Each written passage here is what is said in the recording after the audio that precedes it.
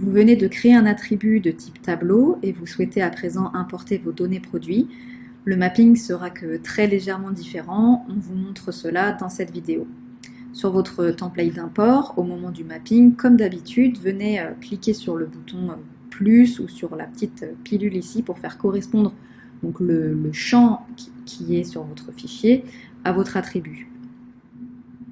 Donc j'indique que cette colonne de mon fichier est une donnée de mon attribut de type tableau et celui-ci je l'avais appelé donnée logistique. Donc je le retrouve, on voit bien qu'il s'agit bien de mon attribut tableau.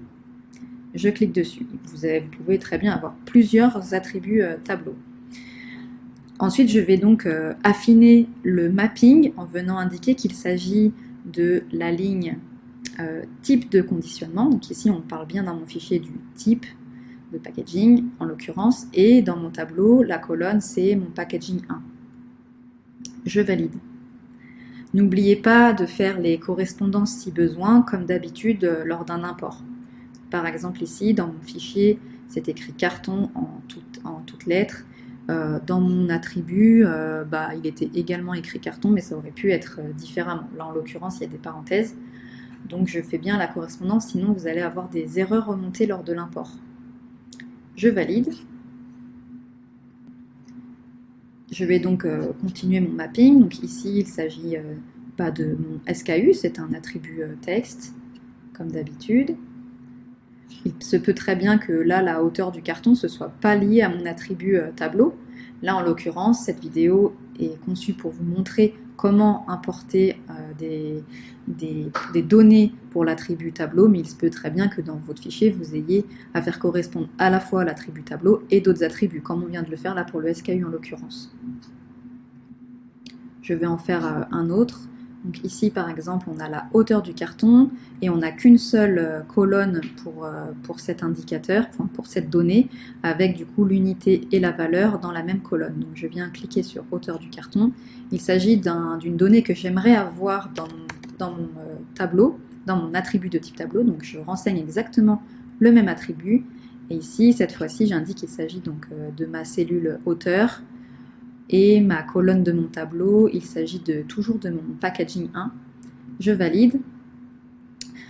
On comprend qu'il s'agit lors de la création de l'attribut, que cette cellule-là a été mappée comme un décimal avec une unité.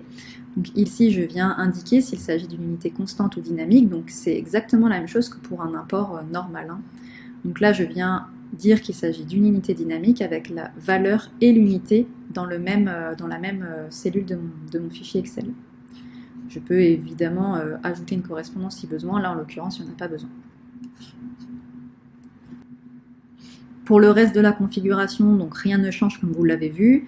Je vais continuer le mapping entièrement dans cette vidéo pour vous montrer le procédé jusqu'au bout. Vous pouvez accélérer la vidéo si vous le souhaitez afin de voir tout de suite le rendu de mon tableau rempli sur une fiche produit.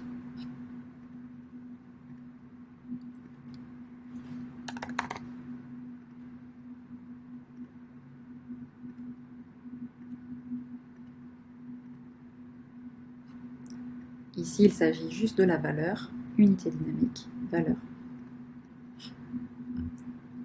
J'ai donc une colonne pour la valeur, une colonne pour l'unité.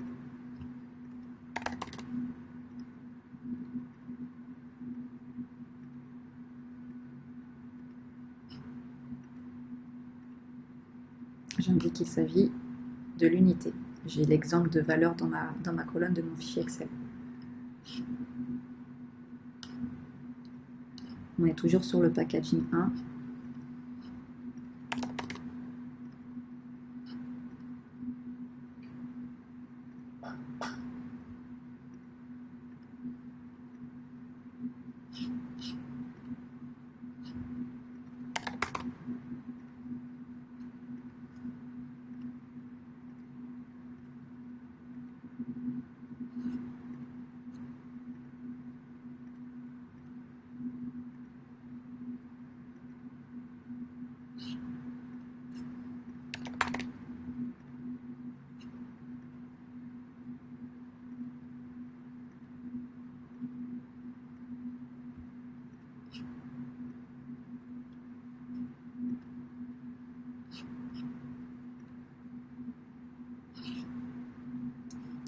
ici, j'ai donc le poids de ma palette qui est indiqué en kilogrammes pour l'intégralité de ma colonne en fin de compte. Il n'y a pas à côté une autre colonne indiquant l'unité. Donc il s'agira de venir, donc ici dans un premier temps, poids, colonne, packaging 2. Et là dire que c'est une unité constante. Donc toutes les valeurs ont la même unité. Et il s'agit du kilogramme. Mon mapping est terminé, j'importe. Une fois importé, donc vous avez effectivement la possibilité de rafraîchir la page pour voir indiquer le chargement en cours. Et voici le rendu une fois l'importation effectuée sur votre fiche produit.